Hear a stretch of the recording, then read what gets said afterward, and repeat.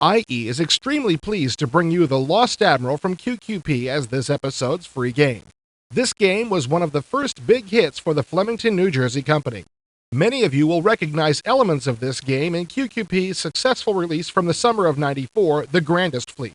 Since we know that most of you are bold, daring gamers who scoff at the notion of reading the manual we've thoughtfully provided for you, the object of this article is to explain the basics of The Lost Admiral, then let you jump into the game and sink or swim at your own speed. Before you do anything else, you must create an officer to wage war under.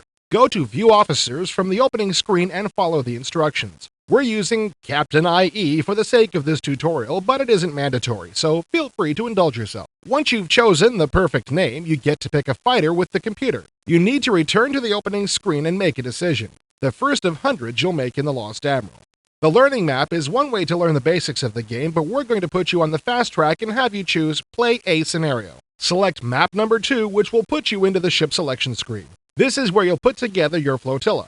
In this particular scenario, you have control of 3 cities: Liverpool, Jersey, and Texas. To move from city to city, simply click on the map window in the lower right-hand corner. Each available ship costs a certain number of buy points. Your available buy points depends on what scenario you're playing.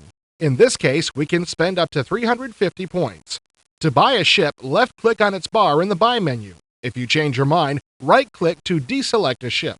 The ships will appear in the port where you built them, so make sure to cycle through all your ports while building and have ships in all of the cities you control. The following ships are available to you at the start of the game. The transport will help you capture enemy cities, but are virtually defenseless. ATs or attack transports are a step above regular transports because they can defend themselves. Carriers are vital because they can see 2 squares out, which will help you in finding the enemy.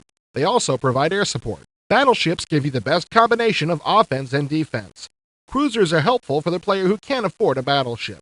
Destroyers aren't much help in battle, but are fast and your best defense against sub-attacks. PT boats are your fastest ships, easy to destroy but difficult to catch. Submarines are extremely effective when used against the right ships. Gun emplacements are selected at the beginning of the game and are held in reserve until needed. Use these to provide reliable defense for your cities. The Lost Admiral is a turn-based game, and you can move any or all of your units in each turn. The ship you're currently in control of will flash on the screen. You can move it by left-clicking on the square where you wish to move to.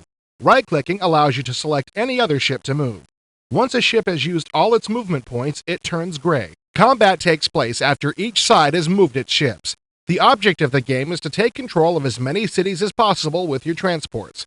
Cities are the key to winning this game, since the number of points you earn are determined by the number of cities you control and how large the cities under your control are. There's a lot more involved with The Lost Admiral, but we know you don't want to waste more of your time with this. You want to start playing. Since you're an IE customer, we know that you're intelligent, charming, and witty.